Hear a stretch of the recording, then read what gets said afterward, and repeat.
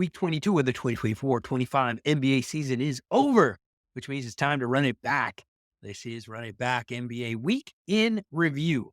I'm Jose Salviati, editor at thepeachbasket.net, and this is the show where we recap the week that was in the NBA and then highlight the marquee matchup for the week to come. We start with the only objective overall top 10 NBA power rankings anywhere. You can read more about how we get to these rankings and see the entire list at thepeachbasket.net. Let's take a look at the top 10 at the conclusion of week number 22. The Minnesota Timberwolves went 500 in week 22 at 2-2. Not bad, but not enough to keep them among the elite. They dropped from number 9 to number 11. Let's see what team is new to the top 10 this week. Number 10 belongs to the Golden State Warriors. They were also 2-2, but unlike the Wolves, it didn't cost them. The Dubs stay at number 10 for the second week in a row. The Indiana Pacers were perfect in week number 22. They went 4-0 and jumped all the way up from number 11 to the top 10. They come in at number 9. The Memphis Grizzlies were 0-3 in week 22, and it cost them. They dropped from number 7 to number 8. The number 7 spot belongs to the Los Angeles Lakers. They went 2-2 in week number 22, which was just enough, barely, to move them up one spot to number 7. The New York Knicks are number 6 again. This is the third week in a row for the Knicks at 6. They were 2-2 in week number 22. The Denver Nuggets were 1-2 in week 22 and hold firm at number 5 for the second week in a row. Coming in at number 4 were the Houston Rockets. They were perfect in week number 22 at 3-0. Now, the top 3 haven't changed since week number 16, and they may not change until season's end. Chances are pretty good. We said this last week that the 2024-25 NBA champion will be one of these 3 teams. The Boston Celtics are number 3. Going 2-0 in the week, they won't be able to catch the Cleveland Cavaliers, will they? Shockingly, the Cleveland Cavaliers went 0-4 in week number 22. This is their first losing week of the season. What's happening in Cleveland? Is it boredom? Is the association catching up to the Cavs? Should Cavs fans worry? The winless week cost them as they dropped to number 2 after 3 weeks at number 1, which means we have a new number 1 after week number 22. The Oklahoma City Thunder were perfect in the week at 3-0 and take the top spot. The Thunder are scary good and appear clearly to be ready for the playoffs.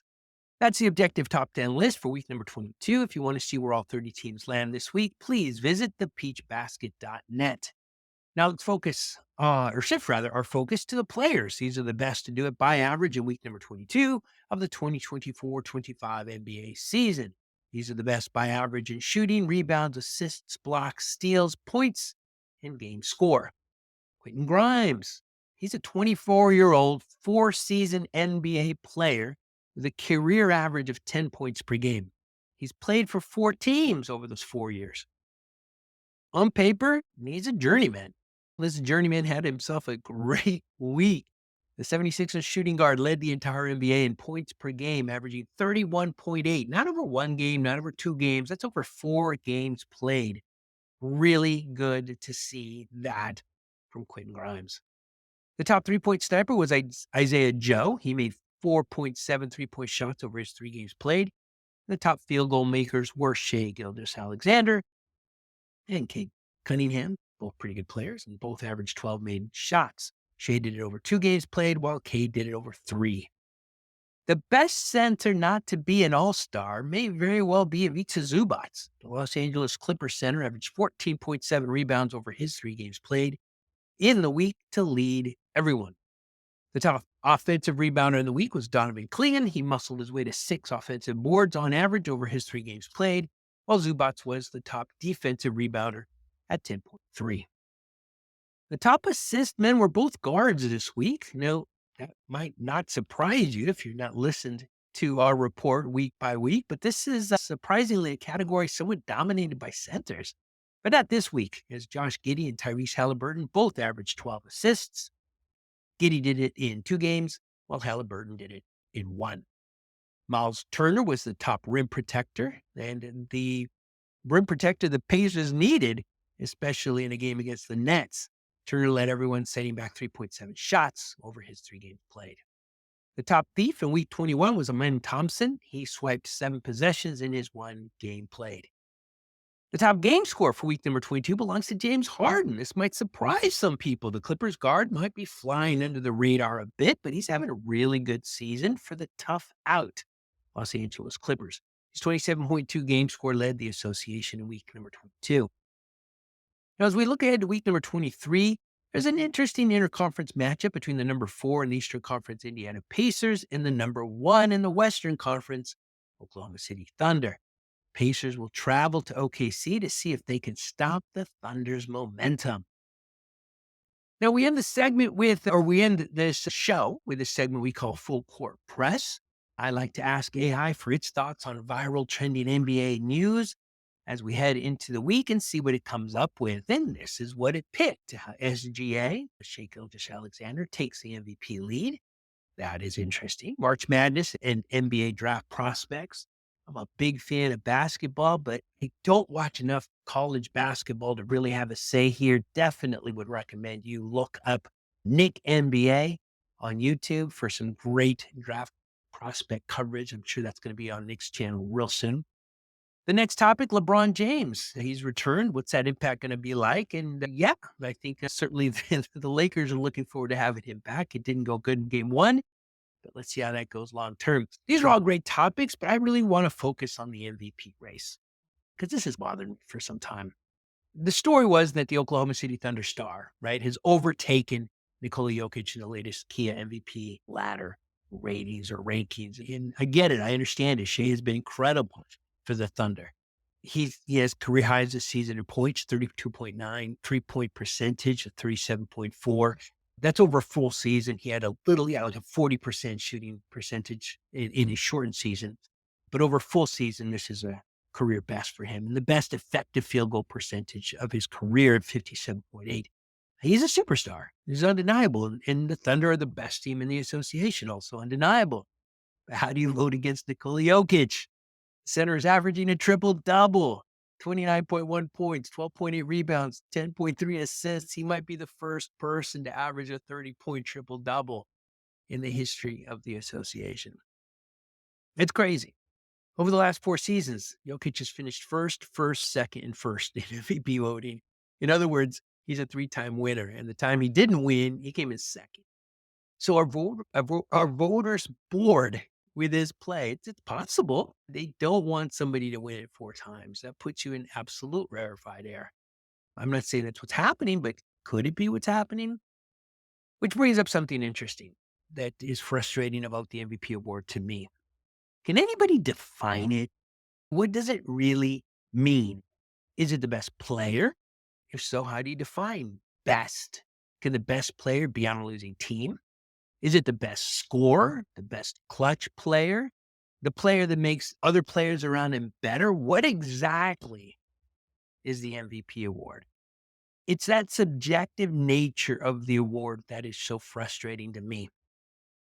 If we made it more objective, say by awarding the MVP to the best player on the best team every season, what would happen? Take a look. I think this is interesting. Going back to 2015, these are the winners. Curry, 2016 Curry, 2017 Russell Westbrook, who famously averaged a triple-double that season, first time since Oscar Robertson. 2018 Harden, 2019 Giannis, 2020 Giannis, 2021 Jokic, 2022 Jokic, 2023 Embiid, 2024 Jokic. Now, what if instead of giving it to those guys, we give it to the best player on the best team? What does that do? Now, up until 2021, it doesn't change much. Best team in the NBA in 2015 was Curry's Warriors. All right. 2016, Curry's Warriors. Okay. 2017, Curry's Warriors. Now, Curry didn't win in 2017. Russell Westbrook won it because he averaged a triple-double. Mostly because he averaged a triple-double. Now, 2018, the Rockets were the best in the association. Harden won. In 19, it was the Bucks. Giannis won. In 20, it was the Bucks. Giannis won. So those 5 seasons, or 6 really, the best player on the best team won the majority of the time. And then in 2021, it started to get a little wonky. The best team record-wise in the association in 2021 were the Utah Jazz. Look it up. Best player on that team was Donovan Mitchell, but Jokic won. 2022 was the Suns, Devin Booker, but Jokic won. 2023 it was the Bucks, Giannis Antetokounmpo, but Embiid won. 2024 it was the Boston Celtics, Jason Tatum, but Jokic won. So all of the battles, the MVP battles that Jokic won and Embiid in 2023 were when they were not part of the best team. Now, is that the right thing to do? Is giving the award to the best player on the best team and calling it a day the right thing to do? But incorporating a percentage bump to the best player on the best team makes some sense to me. In other words, make it as objective as possible. You get points for leading the league in points, in rebounds, in assists, etc. A few extra points for being the best player on the best team. And let's see where things land. Do a better job of making it less subjective than it is now, because right now it just goes to whoever wants to vote for the player. We saw that recently in Major League Baseball, where Ichiro Suzuki was snubbed a unanimous Hall of Fame vote because one writer somewhere, one voter somewhere decided he didn't want anybody to be unanimous. Kind of subjective power is frustrating. Ichiro took it in stride, but it frustrates me. I think the NBA needs to do a better job of defining this award. Personally, I don't know, man. I don't know how you vote for either one and omit the other. Let's give it to both of them. That's it. Week 22 of the 2024-25 NBA season is in the books. Join us again next week after week number 23. The season is winding down when we once again run it back.